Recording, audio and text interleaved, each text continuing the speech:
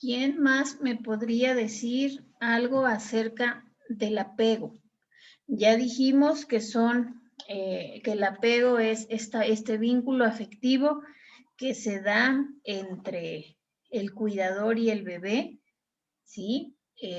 Ya dijimos que es fundamental en el crecimiento, en el desarrollo del niño, ya que esto le va a proveer de las habilidades emocionales necesarias para poder relacionarse con otros, ¿sí? ¿Quién me puede hablar acerca de los tipos de apego que hay y cuáles son sus características? Pues son 4 tipos, profa, que el primero es el seguro, que en este caso son personas que se muestran sociales y más cercanos. Estas personas no muestran ansiedad ante las relaciones que tienen, sino que incluso tienen como una felicidad, están contentos con ellos mismos y se desenvuelven muy bien. El preocupado, en este caso que es inseguro, también buscan relacionarse con otras personas, pero estas personas sí muestran esa ansiedad. Y el desvinculado, que estos son personas como que se alejan y no están como disponibles emocionalmente para otra persona y no les importa como mantener esa relación con ellos. Y por último, el temeroso, que estas personas se protegen evitando el contacto con otros y este contacto más adelante podría traerles como un rechazo hacia las demás personas. Así es. Aquí recordemos que cualquier situación que esté relacionada con el apego se va a ver, se va como a unir o va a tener una influencia sobre el tipo de relaciones personales que establecemos. Por lo tanto, hay ciertos tipos de apego que están más relacionados o con los cuales han encontrado un poquito más de relación respecto al desarrollo de tendencias o de conductas criminales. ¿Cuáles serían estos tipos de apego, chicas?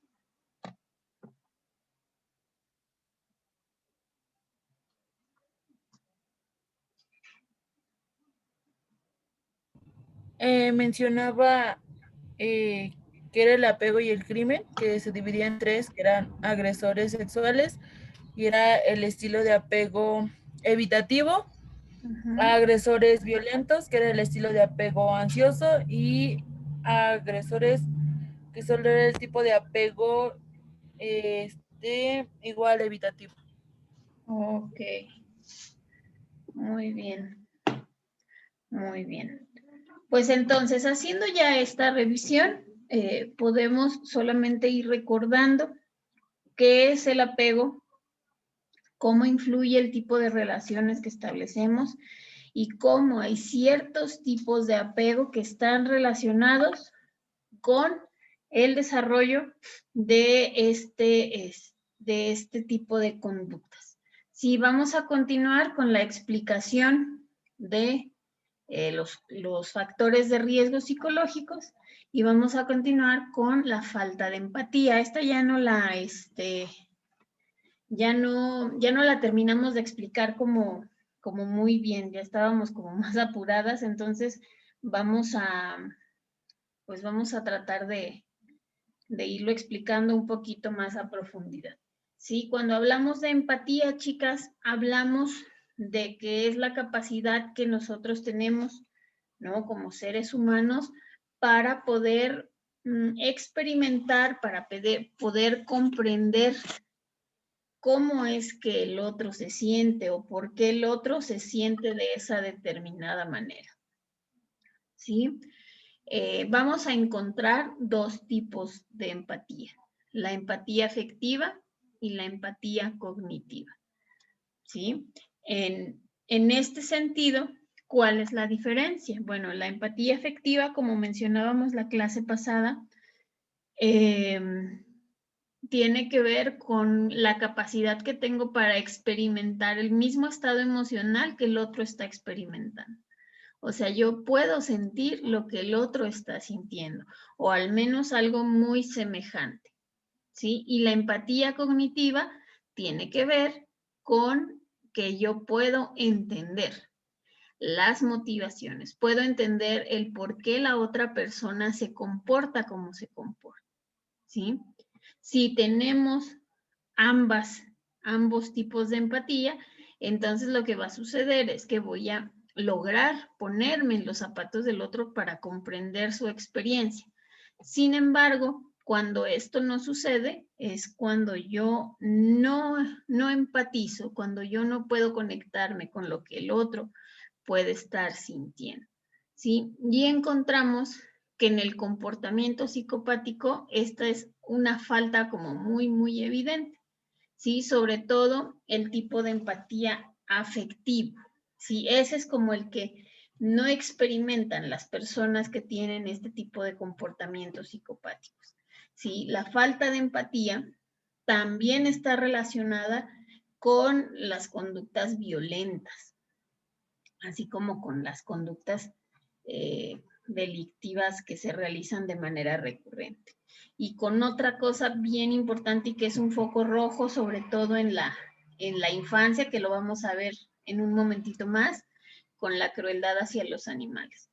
Porque si yo experimento, si yo puedo experimentar el sufrimiento del animal, pues evidentemente no lo voy a torturar. Evidentemente no lo voy a cortar mientras está vivo, o sea, no le voy a causar un daño. Sin embargo, al no experimentar, ¿no?, lo que el animal está sintiendo o lo que la persona está sintiendo, esto favorece, ¿no? Es la aparición de este tipo de conductas. ¿Vamos bien? Chicas, ¿hasta acá o hay alguna duda? No, profe, así vamos. Sí, ok. ¿Las demás? Todo bien, profa. Todo bien, profe. Muy bien, muchas gracias. Entonces, Todo bien, vamos profe. con la siguiente, que tiene que ver con las deficiencias cognitivas y del lenguaje. Fíjense, chicas, cómo es de importante cada aspecto, ¿no?, de nuestro desarrollo, y de nuestro desarrollo no solo físico y emocional, sino también cognitivo, ¿sí?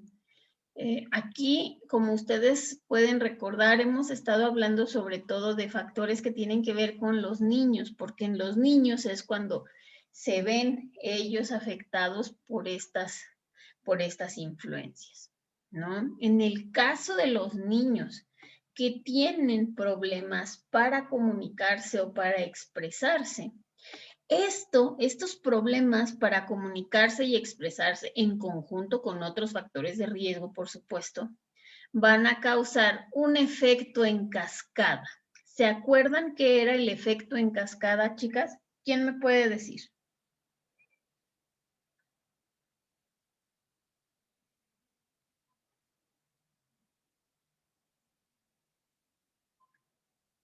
¿Quién me dice?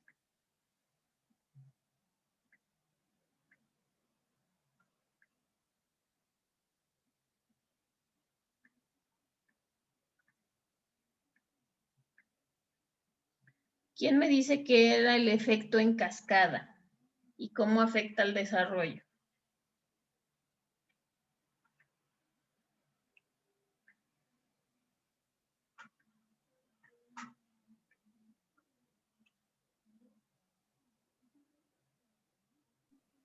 Por lo que recuerdo, profa, esta alteraba la trayectoria del desarrollo del niño y también interfería también en los hitos del niño. Uh-huh. Cuando hablamos de la cascada del desarrollo es que, ¿se acuerdan que decíamos que alguna falla, alguna alteración en los hitos del desarrollo del niño, ¿no? Esto va a causar como una avalancha, que no solamente va a afectar ese momento de su desarrollo, sino va a afectar otros momentos de su desarrollo. Entonces, cuando nos referimos a las deficiencias del lenguaje, a las deficiencias cognitivas, o sea, las dificultades que tiene el niño para aprender sobre todo, vamos a encontrar que esto va a afectar otras etapas de desarrollo, ¿sí? Y le va a impedir desarrollar las habilidades tanto sociales como académicas, ¿no? Necesarias para poder insertarse en ese contexto, en su contexto social. ¿Sí? O sea, el niño va a ver interferido su proceso de socialización.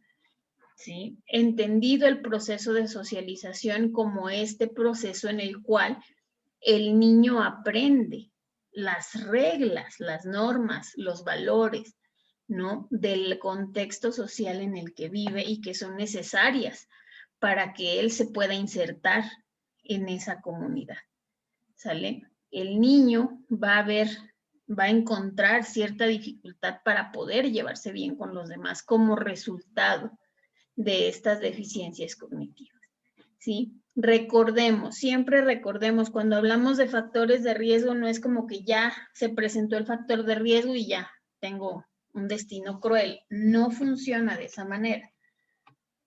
Sí, ya lo hemos hablado en otras ocasiones, debemos encontrar una serie de combinaciones de ciertos factores de riesgo, ¿no? Para que al final podamos encontrar esta influencia negativa en la vida del niño, ¿sí? Porque habrá muchos niños con deficiencias graves del lenguaje que, sin embargo, están expuestos a muchísima estimulación, a muchísima terapia, por ejemplo, ¿no? Con padres que son muy dedicados, con un contexto social que también favorece, y entonces pues ahí no pasa nada, ¿sí? Recordemos siempre esto, o sea, siempre vamos a hablar de que los factores de riesgo actúan en combinación, ¿no? Con otros factores de riesgo, ¿sale?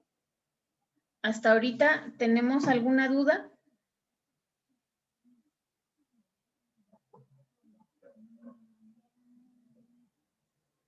Chicas, Profe. No, profa. ¿seguras? No, profa. Ok. Les voy a creer. Muy bien.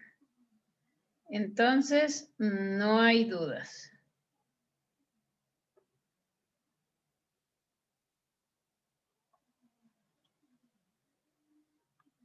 Muy bien. ¿Quién me puede ayudar, chicas, a leer esta frase que tenemos ahí?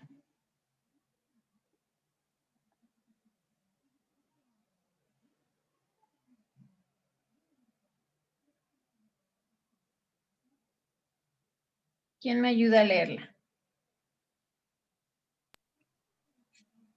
La regulación de las emociones y la autorregulación requieren de herramientas lingüísticas complejas, así como de la capacidad de analizar situaciones sociales, organizar pensamientos acerca de las propias emociones y planear el comportamiento de acuerdo a los roles sociales. Ajá. ¿Y en español qué dice ahí? O sea, ¿cuál es la relación que existe entre el comportamiento antisocial y el desarrollo de las capacidades lingüísticas del niño de... ¿Cuál es la relación que se establece, chicas? ¿Quién nos dice?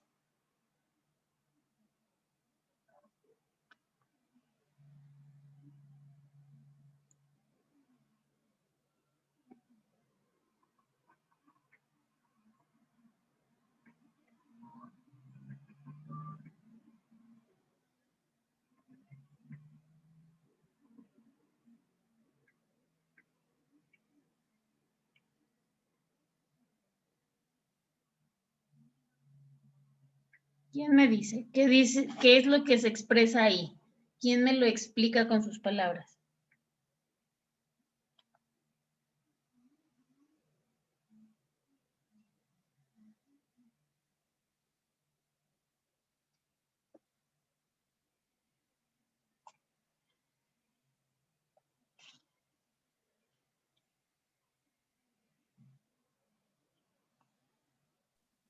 Como lo entiendo, es que existen herramientas las cuales nosotros creamos como para poder analizar cómo nos desarrollamos con los demás o crear estrategias, habilidades y pues en sí cómo es que interactuamos. Lo entiendo así. Pero como que está a la mitad, o sea, hasta ahí vas bien, pero ¿cómo termina la idea?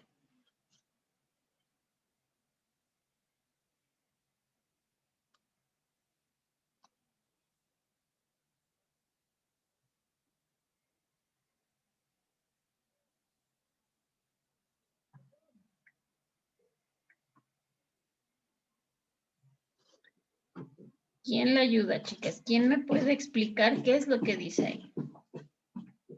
Bueno, lo que yo no entendí fue que pues hay como que utilizar el lenguaje adecuado, o sea, de cierta manera que lo entiendamos en la forma en la que debe ser y no malinterpretemos las cosas. Digamos que todos es un conjunto de, bueno, sí, para complementar lo que son, pues, ideas, pensamientos y pues que la mayoría de esas ideas y de esos pensamientos pues lleven o se vayan acorde a como es la sociedad, o sea, como es nuestro entorno, acoplarnos al entorno en el que estamos, pero no solamente es eso, sino que pues igual tiene que tener relación las emociones, los pensamientos y todo el comportamiento que tenemos.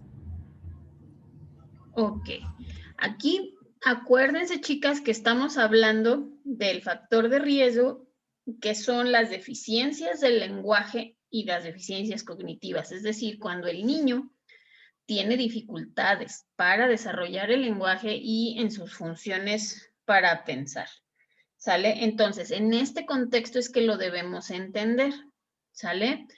¿Por qué necesitamos el lenguaje? Porque el lenguaje está relacionado no solamente con la capacidad que tenemos de expresarnos, sino también con la regulación emocional, ¿sí? Con nuestra propia regulación emocional, ¿sí? Una parte de la regulación emocional tiene que ver con la verbalización de la emoción, es decir, que yo sea capaz de nombrar. Y si yo tengo dificultades para nombrar, si yo tengo dificultades para comunicarme, entonces mi propia regulación emocional se puede ver afectada, ¿sí? Y esto probablemente me va a conducir al desarrollo de ciertas conductas. Ahora, hablemos de las deficiencias o de las alteraciones cognitivas. Si tenemos dificultades en los procesos de pensamiento, ¿sí? Esto se va a relacionar con lo que dice ahí, con la capacidad para analizar las situaciones sociales, para organizar mis pensamientos acerca de mis emociones, ¿no? Acerca de cómo voy a comportarme de acuerdo a los lugares y a las personas que me rodean. ¿Sí? El hecho de que un niño tenga dificultades en el desarrollo del lenguaje y en sus capacidades cognitivas y afecta no solamente como los ámbitos más obvios, ¿no? Sino también la cuestión de la regulación emocional, el cómo el niño se va a portar, el cómo el niño va a poder adaptarse a diferentes entornos, ¿sí? Y a diferentes roles sociales. ¿Sale? ¿Vamos bien, chicas? ¿Va quedando esto más o menos claro?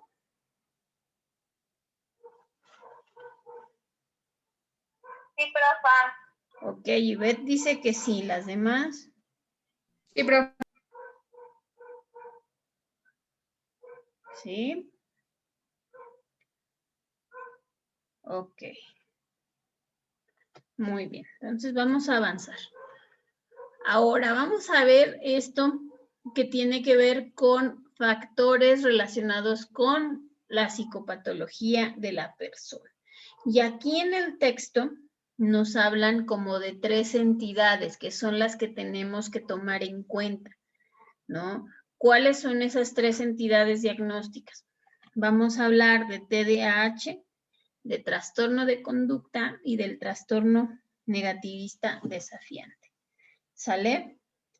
¿Qué es lo que vamos a ver ahorita? Bueno, un poquito acerca de las generalidades del TDAH, del negativista desafiante, donde le vamos a dedicar un poquito más de tiempo, es en el trastorno de conducta. ¿Sale, chicas?